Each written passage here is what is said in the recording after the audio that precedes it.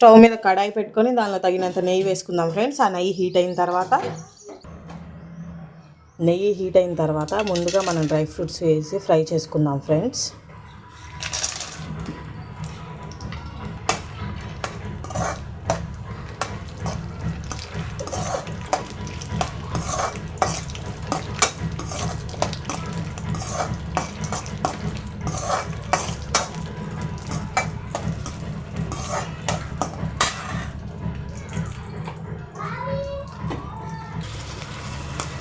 చూసారుగా friends, dry fruits బాగా roast అవుతున్నాయి.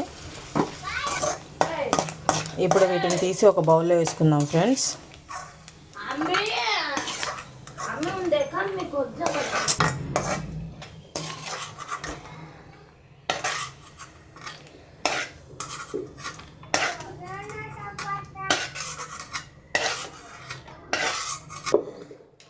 ఇప్పుడు దీనిలో క్యారెట్ వేసి పచ్చివాసన పోయేంత వరకు వేయించుకుందాం ఫ్రెండ్స్.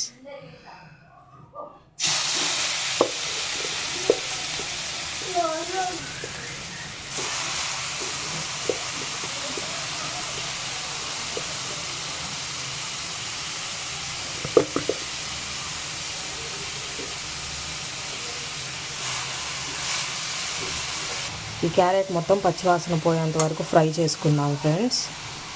చూసారుగా ఫ్రెండ్స్, క్యారెట్ బాగా ఫ్రై అవుతుంది. ఇంకా 2 minutes బాగా ఫ్రై అవ్వనిద్దాం. ఇప్పుడు దీనిలో పంచదార వేసుకుందాం ఫ్రెండ్స్.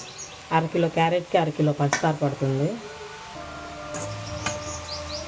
ఇది కొంచెం కొంచెం వేసుకుంటూ తిప్పుకుందాం ఫ్రెండ్స్. ఎంత పడుతుందో తెలియదు కదా, అది మన టేస్ట్కి సరిపడా. ఒక్కొక్కళ్ళు కొంచెం స్వీట్ ఎక్కువ తింటారు, ఒక్కొక్కళ్ళు కొంచెం తక్కువ తింటారు కదా ఫ్రెండ్స్, దాన్ని బట్టి వేసుకోవాలి. ఆల్రెడీ క్యారెట్ కొంచెం తీయగానే ఉంది. నేను 1/2 కిలో పంచదార వేసాను. నేను ఒకసారి కలుపుకుందాం.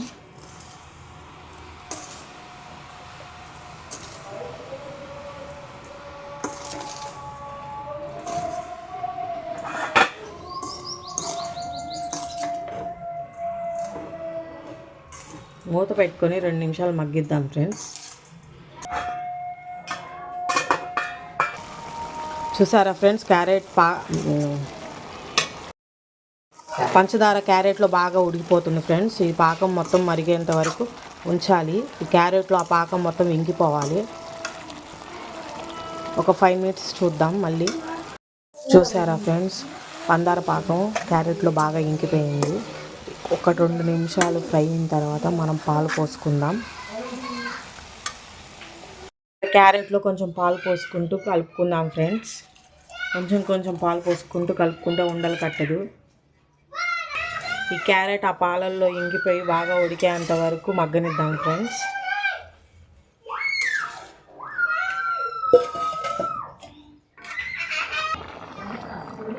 పాలు బాగా మరుగుతున్నాయి ఫ్రెండ్స్. ఇది క్యారెట్లో బాగా ఇంకిపోయేంత వరకు మరగనిద్దాము.